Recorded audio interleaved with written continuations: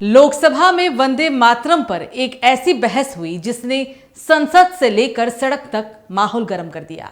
AIMIM सांसद असदुद्दीन ओवैसी ने जो कहा वो सिर्फ बयान नहीं, एक राजनीतिक तूफान बना। ओवैसी ने कहा हम मुल्क और मजहब को एक नहीं बनाते और वंदे मातरम को वफादारी का टेस्ट बनाने का विरोध किया। उनके इस बयान पर बीजेपी पूरी तरह भड़क गई। तेजस्वी सूर्या ने सीधा पलटवार करते हुए कहा कि तुष्टीकरण की यही राजनीति वंदे मातरम का विरोध करती रही है। सवाल अब ये कि क्या वंदे मातरम देशभक्ति का पैमाना है या इसे धर्म से जोड़ना गलत है। नमस्कार, न्यूज वॉच इंडिया देख रहे हैं आप। मैं हूं आपके साथ सुरभि राजपूत। आज के इस खास पेशकश में हम इस पूरी खबर पर विस्तार से चर्चा करेंगे, लेकिन उससे पहले आप ये सुनिए।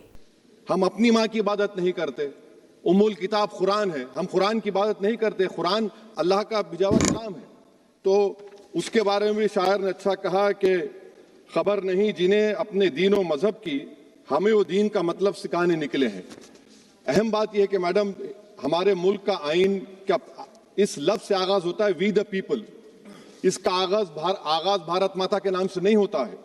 हमारे संविधान का जो प्रियम्बल है वो क्या कहता है? Liberty of thought, expression, belief, faith and worship. अगर दस्तूर का ये पहला सफा ये बात करता है तो फिर कैसे किसी शहरी को किसी खुदा, देवी, देवता की इबादत करने पर या सजदा करने पर मजबूर किया जा सकता है? आप ही की पार्टी से आज की जो बातें हुई है इसी का बोल रही हैं। हमारे कॉन्स्टिट्यूंट असेंबली में मैडम एक मोहतरमा थी, रोहिणी कुमार चौधरी ने एक तजवीज दी थी कि प्रियम्बल में किसी देवी के नाम से शुरू हो। उन्होंने खास तौर से वंदे मातरम का जिक्र किया, मगर उसको कबूल नहीं किया गया। फिर केवी कामत साहब ने एक तजवीज दी कि इट्स सिटीजन्स को बदलकर हर सिटीजन्स किया जाए और खुदा के नाम से शुरू किया जाए, वो तरमीम को मुस्तरद कर दिया गया।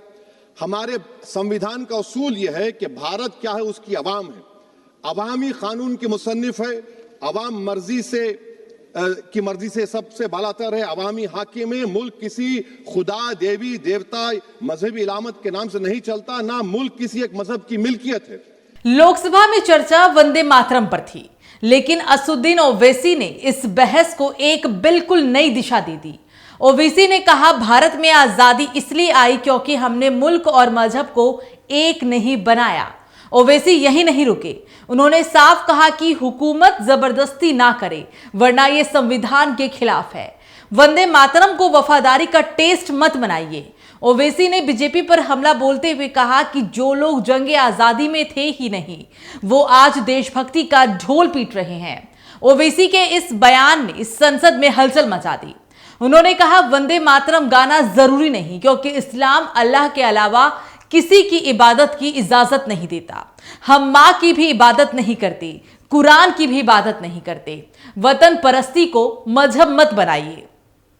किस बुनियाद पर वंदे मातरम को कौमी तराना करार दिया? ना तो कोई सेक्युलर रेजोल्यूशन है इसके बारे में। मैडम, मैं आपको बताना चाहूंगा कि जुडिशरी क्या कहती है। बीजू इमैनुअल केस है 1986 का, जिसमें जिहोवा विटनेस ने कहा कि मैं नेशनल एंथम के वक्त खड़े रहूंगी, पढ़ूंगी नहीं। सुप्रीम कोर्ट ने कहा कि उसने कोई गुनाह नहीं किया। वहीं एक 2017 का केस है, अश्विनी उपाध्याय का केस, सुप्रीम कोर्ट का। उन्हें कहा गाइडलाइंस दिए जाएं वंदे मातरम पर, सुप्रीम कोर्ट ने नहीं कह दिया।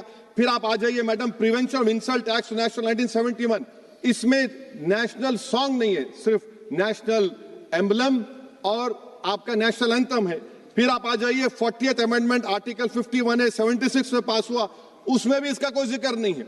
मैडम, मैं आपके सामने बताना चाहूंगा कि हमारा भारत एक इसका मजमुआ क्या है। इसमें हिंदू है, मुसलमान है, सिख है, ईसाई है, जैन है, एथिस्ट है, मेहनतकश है, किसान, गरीब, मजलूम और दलित है। मगर अगर जो तकारीर आज हमने यहां पर सुनी और बाहर जो सुनते हैं, अगर भारत को देवी कहने और उसके आगे सजदा करने, तो दरअसल कौम परस्ती को, वतन से मोहब्बत को मजहब में तब्दील कर रहे। और फिर यहां पर बोल रहे कि अगर भारत में रहना है तो वंदे मातरम गाना पड़ेगा। भाई, ये तो संविधान के खिलाफ है, सुप्रीम कोर्ट के जजमेंट के खिलाफ है। अगर वंदे मातरम मैडम कौमियत का मियार है तो फिर सवाल यह है कि हसरत मोहानी की कौमियत क्या थी जिसने इनकलाब जिंदाबाद का नारा दिया? अगर यूसुफ मेहर अली ने quit India, Simon go back का नारा दिया तो उसकी कौमियत क्या थी? अगर हैदराबाद से मौलवी अलाउद्दीन जो मक्का मस्जिद का पहला मुजरिम है काला पानी में, और तूरेबाज खान जो मारकर लाश को लटका दिया गया था हैदराबाद में 8 दिन तक, उसकी कौमियत क्या थी? ओवैसी की बात खत्म होते ही बीजेपी के तेजस्वी सूर्या तेजी से खड़े हुए। उनका जवाब सीधा, तीखा और पूरी तरह राजनीतिक था। तेजस्वी सूर्या ने कहा, वंदे मातरम पर चर्चा इसलिए जरूरी है ताकि युवा जान सके कि किसने गलतियां की, और आज वही मानसिकता समान नागरिक संहिता से लेकर एसआईआर तक का विरोध कर रही है। उन्होंने कांग्रेस पर भी निशाना साधा। कांग्रेस का तुष्टीकरण आज नहीं, दशकों पुराना है। शाह बानो केस में सुप्रीम कोर्ट का फैसला पलटना इसका सबूत है। तेजस्वी सूर्या ने ओवैसी पर तंज कसते हुए पूछा कि क्या वंदे मातरम बोलना वफादारी का टेस्ट हो गया है कि कौन देशभक्त है और कौन नहीं। बहस में समाजवादी पार्टी की इकरा चौधरी भी कूद पड़ी, लेकिन उनका एंगल धार्मिक या राजनीतिक नहीं, पर्यावरण और किसान का था। इकरा चौधरी ने कहा कि जब यमुना जहर हो रही है तो जल सुलजाम कैसे होगा, किसान सुफलाम कैसे होगा। उन्होंने नमामि गंगे पर सवाल उठाते हुए कहा, हजारों करोड़ खर्च हुए, लेकिन क्या हवा मलयज शीतलाम है? दिल्ली की हवा में सांस लेना रोज 20 सिगरेट पीने जैसा है। चौधरी का तर्क साफ था, अगर वंदे मातरम सच में मां की स्तुति है तो पहले उस मां धरती हवा पानी को बचाइए। आज हमें वंदे मातरम के असली भाव को समझना जरूरी है। यह गीत तो देश के जल, जंगल, जमीन, हरियाली और निर्मल हवा की वंदना को समर्पित है। यह भारत की जन जन की मंगल कामना करता है कि भारत का हर नागरिक स्वस्थ रहे, सुरक्षित रहे और सम्मान के साथ जी सके। सुजलाम सुफलाम का अर्थ है, सुनिए, ऐसा देश जहां स्वच्छ और पर्याप्त जल हो, जहां नदियां जिंदा हो, बहती हो, जीवन देती हो। अध्यक्ष महोदय, लेकिन अब जरा यमुना का हाल देखिए। दिल्ली प्रदूषण नियंत्रण समिति की 2025 की रिपोर्ट बताती है कि यमुना के कई हिस्सों में बीओडी स्तर 127 mg पर लीटर है तक पहुंच चुका है, जबकि किसी जीवित नदी के लिए ये 3 mg पर लीटर से कम होना चाहिए।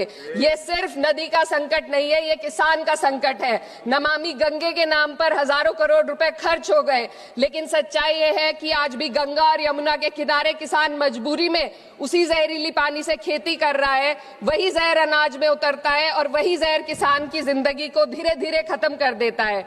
आज का बड़ा सवाल यही है, क्या वंदे मातरम सिर्फ एक गीत है या फिर ये वैचारिक पहचान की लड़ाई बन चुका है? क्या राष्ट्रगीत का विरोध देशभक्ति का विरोध है या इसे धर्म से जोड़ना वास्तव में गलत है? लोकसभा में वंदे मातरम पर बहस थी, लेकिन असल में यह चर्चा नहीं, देश के 3 अलग अलग विचारों का टकराव था। ओवैसी ने धर्म और संविधान की लाइन खींची, बीजेपी ने इसे राष्ट्रभक्ति की कसौटी बताया और एसपी ने सवाल उठाया कि जब देश की हवा, पानी और किसान ही परेशान है तब वंदे मातरम का असली मतलब कहां है? लेकिन इन सब के बीच एक सच और है, वंदे मातरम सिर्फ संसद में नहीं बल्कि देश की सोच, राजनीति और पहचान में भी एक बड़ा मुद्दा बन चुका है। क्या यह जंग अब और तेज होगी या बहस कोई नया रास्ता बनाएगी? जवाब आने वाले दिनों में सामने आएगा, लेकिन आज की बहस ने साफ कर दिया, वंदे मातरम सिर्फ गीत नहीं बल्कि भारत की राजनीति का सबसे संवेदनशील मोर्चा बन चुका है। यह खबर आपको कैसी लगी, आप हमें कमेंट करके जरूर बताइएगा। अगर आप हमारे चैनल पर नए हैं तो चैनल को सब्सक्राइब करना मत भूलिएगा। वीडियो को ज्यादा से ज्यादा लाइक और शेयर कीजिएगा। नमस्कार।